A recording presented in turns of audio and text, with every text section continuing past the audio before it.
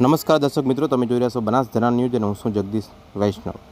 Agathala bus stand નજીક અંગત અદાવતમાં યુવાનની હત્યા કરવામાં આવી હતી। 2 દિવસ પહેલાં દિયોદરના સેસણ નવા ગામના યુવકની હત્યાના મોતમાં સંડોવાયેલા 10થી વધુ શખ્સોને પોલીસે દબોચ્યા।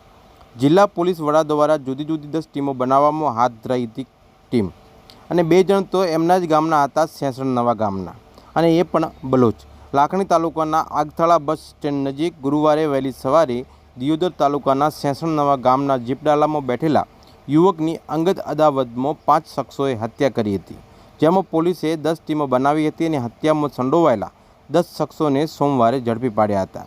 દિયોદર તાલુકાના ગામના હુસેન ખાન, બચ્ચે ખાન બલોચ, મિસ્રી ખાન બલોચ અને ગુરુવારે વહેલી સવારે 5:30 કલાકના સુમારે જીપડાલુ નંબર GJ8 XX 7221 લઈ અને તાલુકાના બસ સ્ટેન્ડ નજીક પસાર થઈ રહ્યા હતા, ત્યારે દિયોદર તાલુકાના ગામના અખીરાજસિંહ વાઘેલા, નિકુલસિંહ માજરૂ ગામના, ચીમડા ગામના પરવીનસિંહ અને દિયોદર ગામના હમીરભાઈ ઠાકોર સ્કોર્પિયો ગાડીમાં પીછો કરી બસ સ્ટેન્ડ નજીક રોકાવ્યું હતું અને મિસ્રી ખાન ઉપર ધાર્યું લોખંડની પાઇપથી હુમલો કરી નિર્મમ હત્યા કરી હોવાનો આરોપ પણ લગાવવામાં આવ્યો હતો, પરંતુ PM રિપોર્ટના આધારે એમને માથાના ભાગે પથ્થર જેવો કોઈ ઘા માર્યો હોવાનું જાણવા મળે છે।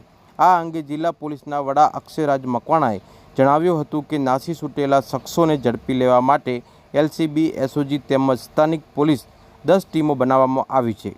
તેના તપાસના અંતે હત્યાઓમાં સંડોવાયેલા અખીરાજસિંહ વાઘેલા, હર્ષદપુરી, રોકી બાપજી, નરેશપુરી ગોસ્વામી દિયોદર મૂળના અને ભાવેશભાઈ રાણાભાઈ ઠાકોર, યશકુમાર જયંતિભાઈ દરજી, વિષ્ણુભાઈ મફાભાઈ રાવળ, મહિપાલસિંહ જબ્બરસિંહ વાઘેલા, નાગપાલસિંહ ગણપતસિંહ વાઘેલા અને એમના જ ગામના દરિયા ખાન ઉર્ફ દરુ અકબર ખાન બલોચ, ગામ સેસણ હિમાંશુ ઈશ્વરભાઈ રાવળ અને નવાબ ખાન પાંદી ખાન બલોચ, ગામ સેસણને ઝડપી લેવામાં આવ્યા હતા। આ કેસમાં અગાઉ 3 આરોપીઓ ઝડપાયા હતા અને કુલ 13 આરોપીઓને ઝડપી લઈ આગળની કાર્યવાહી હાથ ધરવામાં આવી છે અને પોલીસના કહેવા પ્રમાણે કે એમના જ ગામના 2 થી 3 શખ્સો સામેલ હતા।